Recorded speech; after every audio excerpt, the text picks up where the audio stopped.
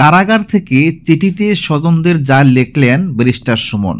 কারাগার থেকে মা ও ভাই বোনদের উদ্দেশ্যে দুটি চিঠি লিখেছেন ব্যারিস্টার সুমন। মঙ্গলবার সন্ধ্যায় তার যুক্তরাজ্য প্রবাসী ভাই চিঠি দুটি ফেসবুকে শেয়ার করেন। এরপরই তা নিয়ে চলছে ব্যাপক আলোচনা। বৈষম্য বিরোধী ছাত্র আন্দোলনের হামলা মামলায় কাশিমপুর কারাগারে থাকা সাবেক সংসদ সদস্য ব্যারিস্টার সৈয়দ সাইদুল হক সুমন দুটি চিঠি লিখেছেন বলে নিশ্চিত করেছেন। চিঠি দুটির একটি তার মায়ের উদ্দেশ্যে ও অন্যটি ভাই বোন এবং ভগ্নিপতিদের উদ্দেশ্যে তিনি লিখেছেন। চিঠিতে সুমন লিখেছেন, আম্মা দোয়া রইল, আমাকে নিয়ে দুশ্চিন্তা করবেন না, আল্লাহ যা করেন ভালোর জন্যই করেন। প্রথমে একটু কষ্ট লাগতো, এখন ঠিক হয়ে গেছি।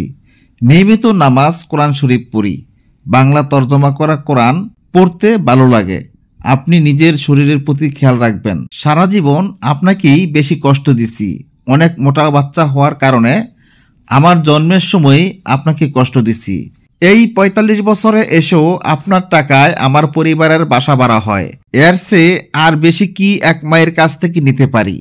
আপনার জন্য দোয়া রইল, যে বয়সে আপনাকে আমার সেবা করার কথা সেই বয়সে বরং আপনারাই আমার পরিবারকে দেখতেছেন। আল্লাহর কাছে আপনার জন্য সুস্থ ও লম্বা হায়াতের জন্য দোয়া চাই। ভালো থাকবেন।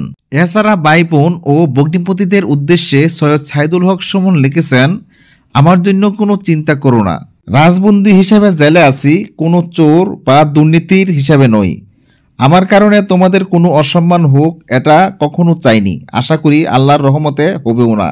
চিঠিতে তিনি আরও উল্লেখ করেন, অনেকে বলে আপনার কি সম্পদ আছে, দীর্ঘদিন জেলে কিভাবে খরচ চালাবেন?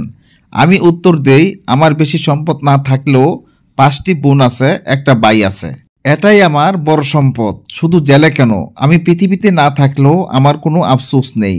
বোনেরা আমার পরবর্তী প্রজন্মের জন্য তোমাদের চেয়ে ভালো অভিভাবক আর কেউ হতে পারবে না। তোমাদের জন্য অনেক অনেক দোয়া রইল। ভালো থেকো তোমরা সবাই। আল্লাহ চাইলে দেখা হবে অতি শীঘ্রই। ব্যারিস্টার সুমনের ইংল্যান্ড প্রবাসী ভাই সৈয়দ সোহাগ বলেন, এই চিঠি আমার ভাই সুমন কারাগার থেকে লিখেছেন। মা ও বোনেরা দেশে এবং প্রবাসে আছেন। কারাগার থেকে লেখা চিঠি হোয়াটসঅ্যাপের মাধ্যমে সবাই পেয়েছেন।